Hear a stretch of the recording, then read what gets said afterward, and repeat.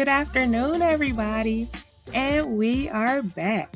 I am Shawnee, and welcome to the Shawnee View, designed for happy life, engineered to last. The purpose of my podcast is to exemplify dreams and goals and how to achieve them through self-motivation and inspiration from others. There's a saying, give a man a fish and you feed him for a day. Teach a man to fish and you feed him for a lifetime. Today's episode will be about manifestation. Last week I asked, how do we get exactly what we want? How can we create the life that we want? I'm going to cut straight to the chase. If you haven't gotten the results that you've wanted, believe it or not, it isn't because you are not focused enough on your goal. I say that because you actually manifested this podcast.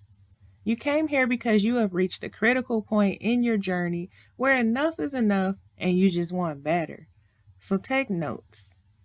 First things first, what exactly are your intentions behind what you are asking for? If you're listening to this podcast, then I will assume that you are a spiritually based individual, which would mean that you already know that you are a powerful creator. We were all created in the image of God, which makes us all little gods. A scripture in the book of Habakkuk says to write the vision. When the vision or thoughts are written down, they begin to solidify. The vision written down helps us to start making a path or a business plan that we can accomplish.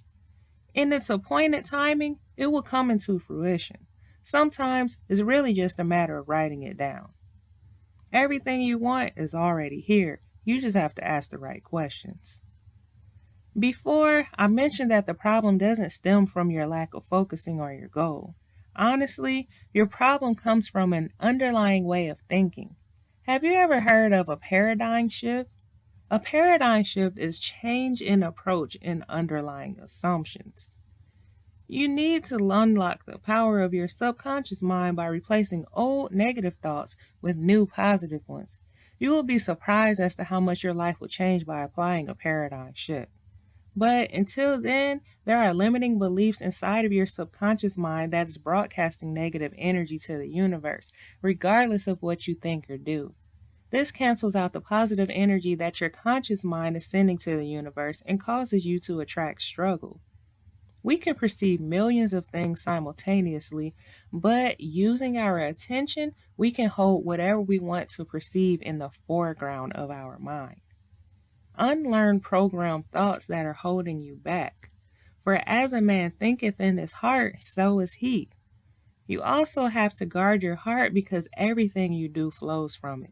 Guarding your heart means protecting yourself from negative influences, toxic people, and evil behavior. It means shielding your mind and body from anything that isn't life-giving or affirming. When you guard your heart in daily life, you choose not to listen to conversations that are critical or wrong. Create a daily practice to help remove your limiting beliefs. Start off small by finding maybe 10 to 15 minutes to quiet your mind for deliberate focus. Helpful exercises may include rehearsing affirmations and meditation. A spell can be broken by the power of the word, which is ultimately believing what is said. Your life is the manifestation of your dream. It's an art, and you can change your life anytime you aren't enjoying that dream. Coat your mind in positivity because negative thinking stops you. If you need guidance, the book of Proverbs is full of wisdom that can take you a very long way. A vision board is another helpful tool. Find visual cues that represent what you want in life and where you want to be in life. These things sound very simple and cliche, but these small steps require discipline and add up really quickly. Change your attitude so that you can change your altitude. If you limit your thinking to believing that other people reach their goals because they are special, then that is exactly why you don't reach yours.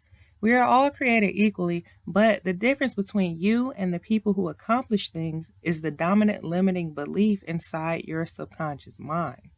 Stop living a life of mediocrity when that's not what God created you for. Without action upon an idea, there will be no manifestation, no results, and no rewards. It is only hard because you aren't going with the flow.